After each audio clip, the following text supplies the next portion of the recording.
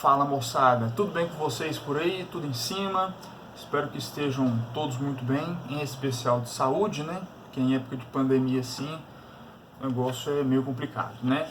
Meu povo, é o seguinte, hoje a gente vai dar continuidade ao nosso conteúdo que nós estamos falando sobre Europa.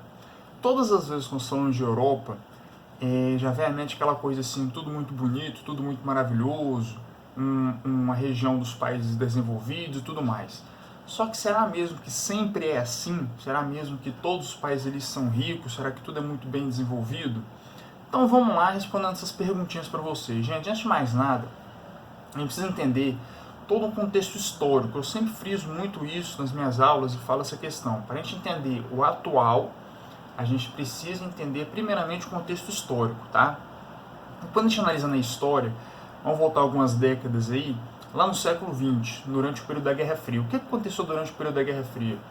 Nós tínhamos uma Europa dividida, né?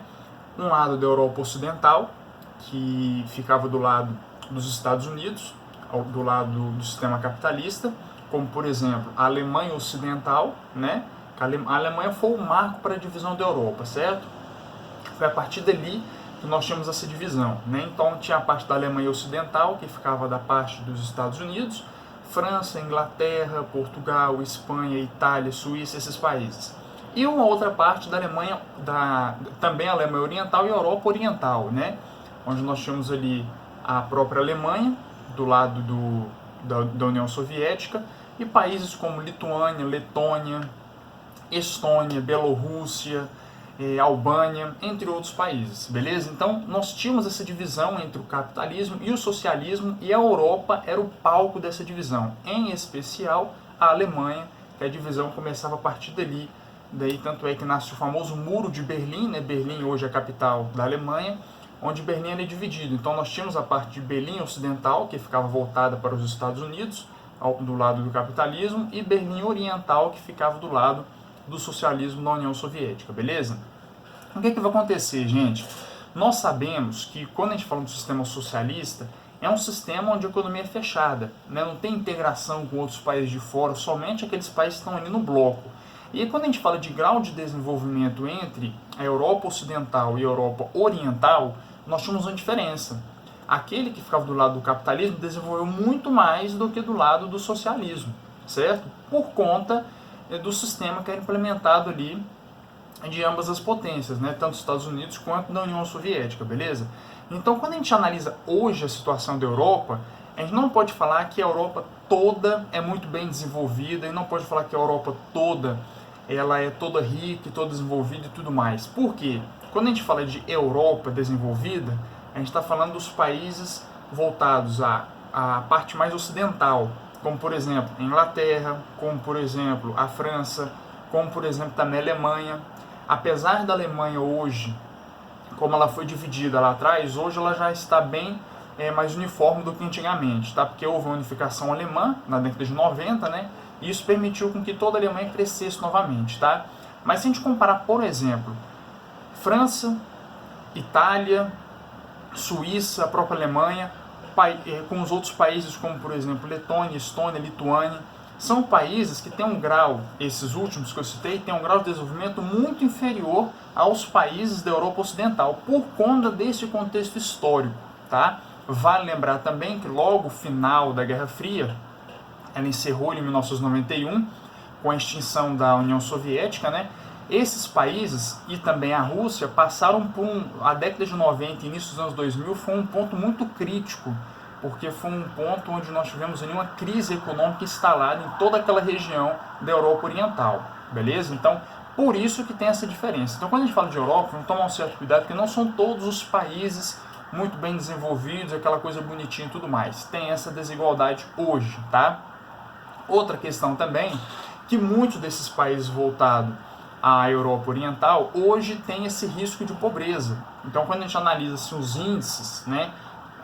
Analfabetismo, índice de desemprego e tudo mais, esses países do lado oriental são países onde essas taxas e esses índices são maiores, tá? Porque não são tão bem desenvolvidos assim quanto os outros países da Europa Ocidental, beleza? Então a gente vai ter essa questão dessa diferença. Existe essa desigualdade regional lá na Europa, tá bom? Quando a gente analisa todos os 50 países, né? Pode parecer muito, mas a Europa no total são 50 países, beleza, meu povo? E tem essa diferença, né? Então hoje a Europa está sofrendo um pouco com a questão do desemprego, né? Principalmente desses países citados do lado oriental. O desemprego hoje é algo um pouco crescente. Hoje diminuiu um pouco mais quando comparado ao início do século XXI, porque esses países estavam passando por essa crise muito feia e por conta disso esses países buscavam então os países de referência, que eram os países do lado ocidental.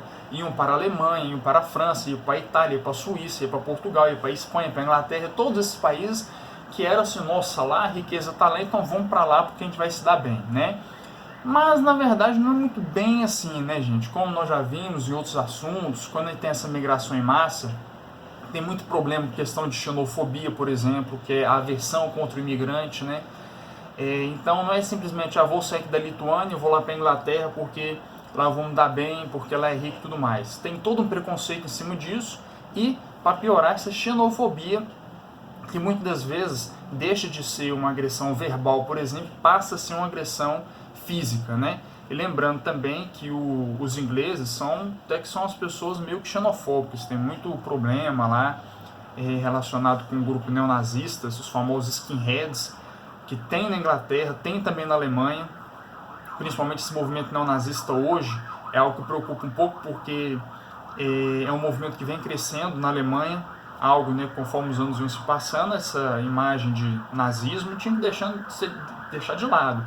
Mas, na verdade, o número ele vem crescendo a cada ano que passa. Não é um número em maioria, é uma minoria, porém é um número que vem crescendo e isso, obviamente, não é algo positivo. Tá? Então, a questão de xenofobia ela, sim existe na Europa por conta de toda essa desigualdade. Beleza, meu povo? Seguinte, hoje vamos fechando por aqui. A minha ideia era passar justamente essa questão, dar passar, né, o conteúdo para vocês nessa questão sobre a desigualdade que nós tínhamos ali na Europa. E qualquer dúvida que vocês tiverem, qualquer pergunta, qualquer questão, vocês podem colocar pergunta aí no grupo do WhatsApp que eu estarei respondendo vocês. Tranquilo? Eu sempre prefiro fazer isso também, de colocar um vídeo mais curtinho e fragmentando, do que colocar um vídeo muito grande, até porque questão de dispersão depois, né, pode acabar atrapalhando, tá? Então por hoje a gente fecha por aqui e na próxima aula a gente se vê semana que vem mais uma vez aí. Beleza, meu povo? Fico com Deus, um forte abraço e até a próxima aula.